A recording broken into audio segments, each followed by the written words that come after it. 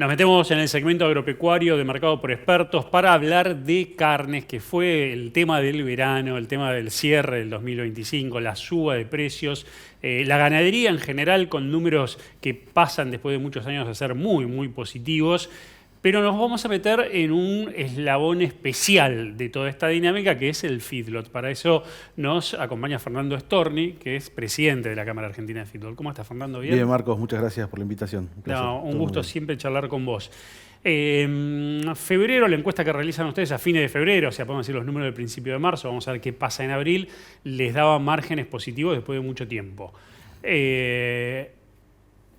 ¿Cómo prosiguió el mes de marzo?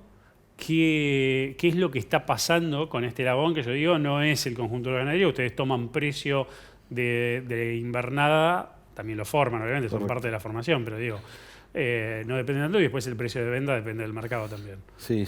A ver, nosotros decimos siempre somos tomadores de precios en todos los niveles, ¿no? La compra invernada tiene un valor de mercado, la venta del gordo en su momento, oferta y demanda marcan también esos precios y nuestros insumos principales de alimentación para producir esos kilos en el corral, también uno es tomador de un Igual, mercado, espera, ¿no? te voy a hacer un pregunta, porque si yo hablo con un criador, me va a decir, nosotros tampoco somos formadores de precios, pasa en un a mercado. la venta de la ternero, te Es digo. un mercado, ¿no? Es un mercado, Pasa bueno, lo mismo. lo que Sí, nos sí. está dando que es un A diferencia mercado. de algunas otras actividades, ¿no? En esta actividad ganadera es así, digamos, y en todo caso uno decide después cada productor qué techo le pone a sus compras, ¿no? Sí. O sea, hace sus números y decide, y después convalida o no convalida valores, pero en definitiva, y eso es bueno, digo, que se sepa también cuando se habla del precio de la carne y lo que pasa en el mostrador, ¿no? Es un mercado de oferta y demanda y eso es lo que marca o manda en el precio, claramente. Volvemos al otro. Sí, el año pasado fue un año interesante desde el principio de año, a mitad de año se empezó a complicar, tuvimos esas subas que empezaron en noviembre, te acordás también algunas noticias para el sector ganadero de los mercados externos importantes, digo, resonantes, aunque no se concretaban y no son temas que den respuesta de inmediato, como era lo que pasaba con Estados Unidos. La cuota de Estados Unidos exacto. que recién empezó a estar operativo ahora en febrero. Exacto, entonces, pero todo eso creo que ayudó en un momento donde empieza a disminuir la oferta de los corrales a una suba de precios. Corrimos hasta este momento. Con la ocupación, durante diciembre hubo un crecimiento de la ocupación, enero estuvo un poco más tranquilo, febrero ya nos mostró una recomposición de casi 2% en la ocupación, llegando al 67% de ocupación, ya con la zafra empezando, ¿no? De alguna manera. Y en esa situación, con precios que venían de invernada importantes, el gordo quizás ya había tenido su escalón y estaba medio estabilizado y podríamos hablar de máximos corrientes de 5.400, 5.500 hasta principio de marzo. Corrimos la primera semana de marzo, la segunda y empezamos después con una situación donde evidentemente el consumo, que es el principal consumidor, dijo basta, hasta acá llegué y empezó una cadena a retroceder y tuvimos retrocesos de 400, 500 pesos tranquilamente en esos valores, o sea, una caída cercana al 10%.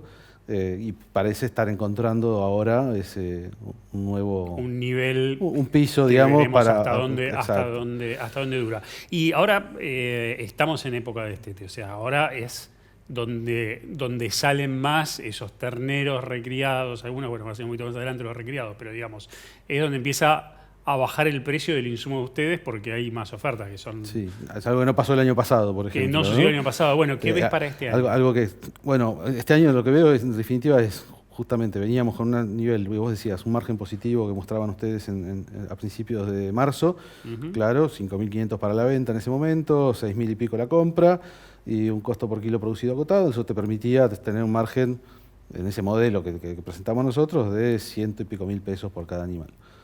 Obviamente los 5.500 no están, ¿no? Y obviamente todavía la invernada quizás no mostró un retroceso, aunque me mostró creo que algún freno en ese sentido, pero tampoco con los 6.300 pesos vamos a estar haciendo negocios, entonces ahí es donde uno entiende que bueno, las compras van a empezar a poner un freno también a ese precio y van a poner un coto de alguna manera al valor de la invernada, pensando en un negocio, porque pensando en un negocio y de nuevo nos tenemos que salir de lo que pensábamos o lo que pasaba, o lo que las empresas analizaban 3 años atrás, donde si a vos te decían que podía subir el valor de algún producto un 20% en 3 meses, podía suceder, digo, ¿no? En el despelote macroeconómico en el que se vivía.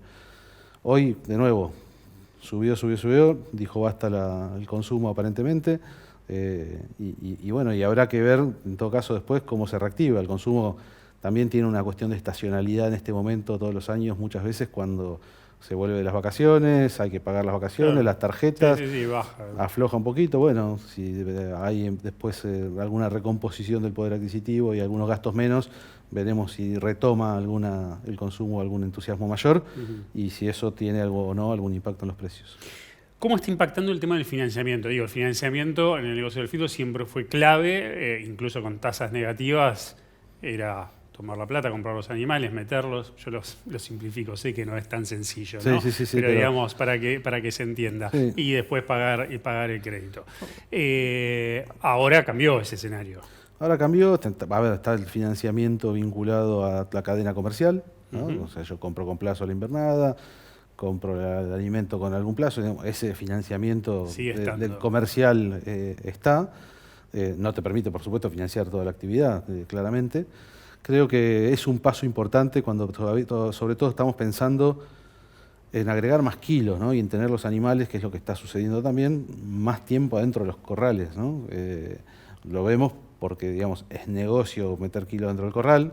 Si tengo un diferencial de compraventa importante como el que estamos marcando, necesito de esos kilos ganados en el corral para poder revertir esa situación negativa de compraventa, y eso es más tiempo de la plata invertida, digamos, en la actividad. Entonces, creo que va a jugar un rol muy importante si pensamos que el crecimiento ganadero argentino va a estar de la mano de la exportación, que esa exportación, hablamos de exportación de calidad, ya no hablamos de la vaca que va a China, sino que hablamos de carne de calidad. Esa carne de calidad implica más días en corral, por el producto que se quiere, es un producto que es terminado a grano y que tiene un alto marbling, entonces está asociado a los días de corral.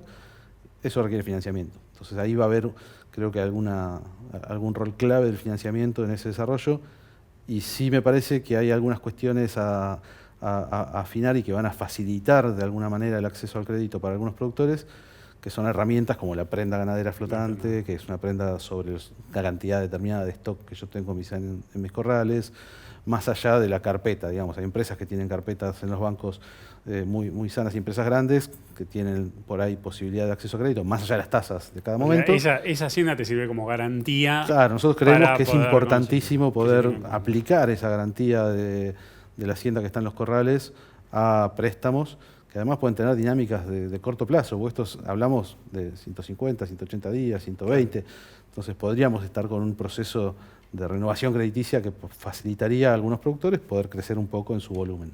¿Y los créditos a valor producto para el feedlot ya, porque el gobierno venía avanzando con eso, no se me escapa si en el caso del feedlot avanzaron? Hubo presentaciones de una actualización del valor producto del Banco Vice, tuvimos una presentación que hicieron junto con la Secretaría. Creo que es interesante, no sé en qué medida fue tomado, sé que que también subieron los montos máximos, porque cuando hablamos de valores de la hacienda hoy son valores importantes los que uno necesita para poder crecer, digo, en cantidad de cabezas, así que desconozco qué suerte corrió desde la presentación. Pero están disponibles, Expoagro, finalmente se presentaron. Pero entiendo que está. Después está el tema de la tasa y la evaluación de si sirve o no sirve eso. Recién dijiste la carne, algo así como la carne de calidad que los mercados demandan, el feedlot puede aportar. Hoy, de lo que están en los feedlot, ¿tienen el porcentaje de cuánto se está exportando o cuánto va para exportación y cuánto es netamente mercado interno? Mirá, nosotros empezamos hace unos meses nosotros trabajamos sobre lo que era cuota 481 en su momento, claro, y empezamos a cambiar la dinámica de las preguntas que hacemos a la encuesta a los socios. Y el mes pasado salieron de los corrales con destino a exportación, de los corrales que informan, son 100 y pico empresas que informan en la Cámara, el 43% de las salidas fueron con destino a exportación, ¿no?